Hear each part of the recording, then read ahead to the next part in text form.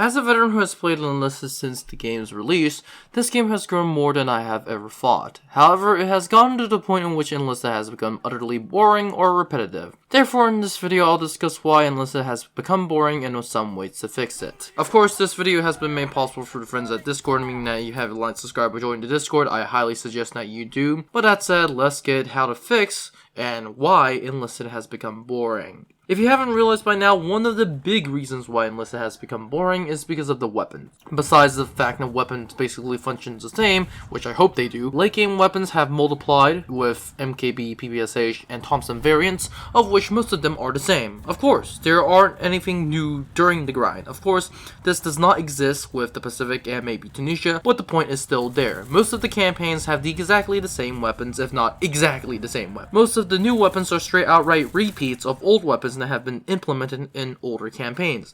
Of course, the reason of why this is the case is because the game is historically accurate, or should I say it tries to be historically accurate, meaning that there are going to be weapons like the MP40 in almost every campaign featuring the Germans, and Thompson in every American campaign, and the PPSH with every Soviet campaign. Of course, this is the norm.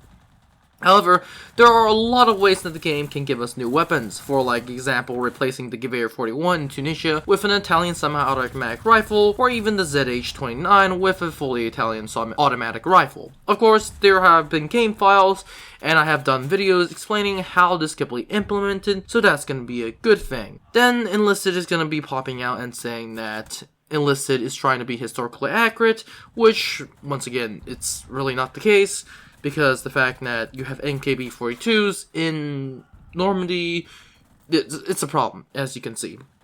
Of course, having new campaigns will only make this problem easier, since we have to realize that the more campaigns, such as the Pacific, means that you have different weapons for the Japanese, so that's a good thing. But you also have to realize that more campaigns also means the more split the player base is going to be, which means that you're going to be playing pretty much with bots. As of right now, you might be wondering, how in the world do I solve this? Well, the answer might be literally counterintuitive, and that is literally adding another campaign. Yes, I know, it's another campaign, but this time it's in the Cold War. Yes, it's gonna split the player base, which is gonna happen with every other campaign, but the game really does need something new. A campaign like the 6-Day War or the Yom Kippur War will instantly give fresh air.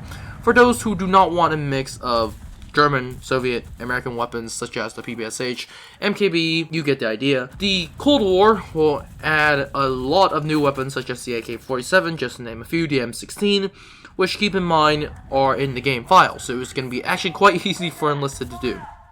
They're also going to add new vehicles and even jets to the game, which, once again, I think the player base, it's really new, it's what I'm trying to say. And since the Cold War armies basically haven't technically moved to the modern era, we're still going to be using essentially somewhat like World War II tactics. Of course, I'm being very brief in my description, and yes, I do realize Cold War armies have gotten past the World War II era, that's why it's called Cold War, but they're going to be mainly using the squad system, which is what Enlisted is based around on.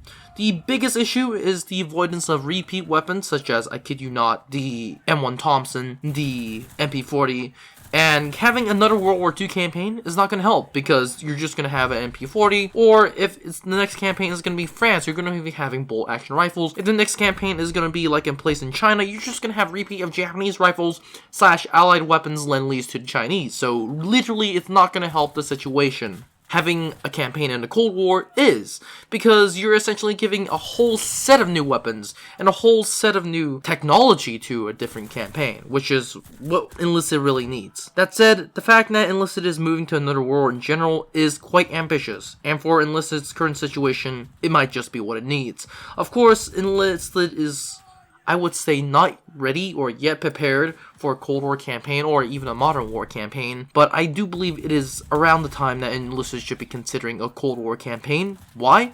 Because they're running out of options during World War II. They don't have a lot of options left. You can't just keep giving us MP40s, the player base is going to get bored. You can't give us Type 100 SMGs the second time, the player base is going to get bored. Like, seriously, anything that Enlisted do is pretty much bounded by the time. So as long as Enlisted moves to the Cold War era, things are gonna be much better. But that said, guys, that's all it for this video. Comment in the comment section down below because I really need your opinion. What do you guys think? Is this a good idea or not? If it's not, just say it. Like, seriously. Honestly, these ideas are just coming out of my head because I really want Enlisted to succeed. Why else would I be making these videos, of course?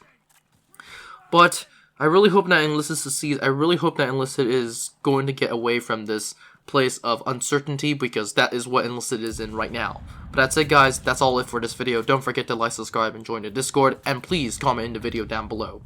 Have a great day. Now, before you leave, I would like to thank you very much for watching this video. I would be honored if you could like and subscribe to the channel. Remember, more videos are coming out, so it is a good idea to click on that notification button. Anyways, have a great day, and I'll see you in the next one.